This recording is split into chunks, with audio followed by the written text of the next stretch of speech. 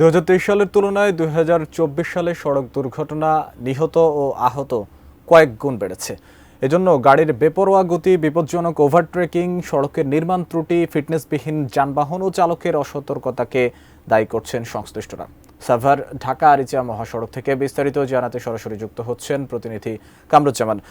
কামরুজ্জামান, প্রতিনিয়ত চলাফেরা অনিয়মিত যে চলাফেরা, সেই চলাফেরার কারণেই দুর্ঘটনাগুলো হচ্ছে এবং এই বিষয়টাকেই বারবার উল্লেখ করা হচ্ছে। এই বিষয়ে আইন শৃঙ্খলা বাহিনী তৎপরতা কেমন দেখছেন?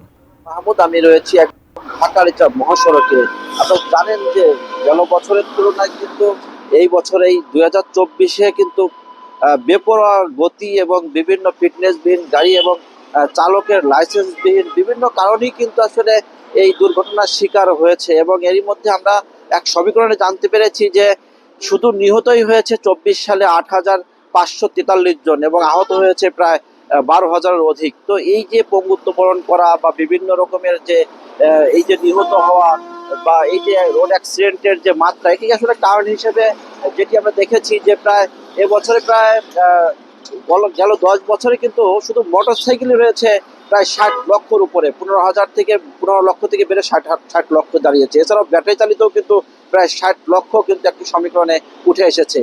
এই যে এত গাড়ি এবং অবাধে কিন্তু চলছে, যেগুলো সেই পরিমাণ কিন্তু আলোকসজ্জা বা রাস্তায় যে সাইন সিমটম যেগুলো থাকার দরকার আছে সেগুলো কিন্তু অনেকটাই নাই। এবং আইন শৃঙ্খলা রক্ষাকারী বাহিনী, আমরা বিভিন্ন ইয়ের সাথে কথা বলেছি এবং হাইওয়ে থানার সাথে কথা বলেছি, ট্রাফিকের সাথে কথা বলেছি, কিন্তু তাদের কিন্তু আসলে মানে আগের মতো কিন্তু এখন আর তৎপরতা নেই বললেই চলে। রাস্তায় যে যেরকম পারছে গাড়ি চালাচ্ছে এবং যেভাবে ইচ্ছা সেভাবে সেই কিন্তু মানুষ অবাধে কিন্তু তাদের নিয়ম শৃঙ্খলা না মেনেই তারা কিন্তু রাস্তায় চলছে, যে কারণে কিন্তু বেশি বেশি করে গত বছরের তুলনায় এবছর কিন্তু অনেক বেশি দুর্ঘটনার শিকার হচ্ছে।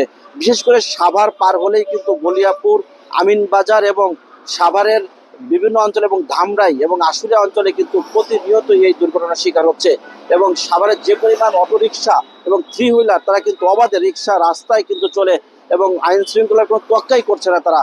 এবং আইন শৃঙ্খলা রক্ষাকারী বাহিনীরাও তারা কিন্তু ততটা তৎপরতা দিচ্ছে না। সবকিছু মিলে কিন্তু বেপরোয়া হয়ে এই যে গাড়ি রাস্তায় চলা এবং পঙ্গুত্ব বরণ করছে লক্ষ লক্ষ মানুষ, সবকিছু মিলে কিন্তু এই ছিল আমার কাছে সর্বশেষ ঢাকা আরিচা মহাসড়ক থেকে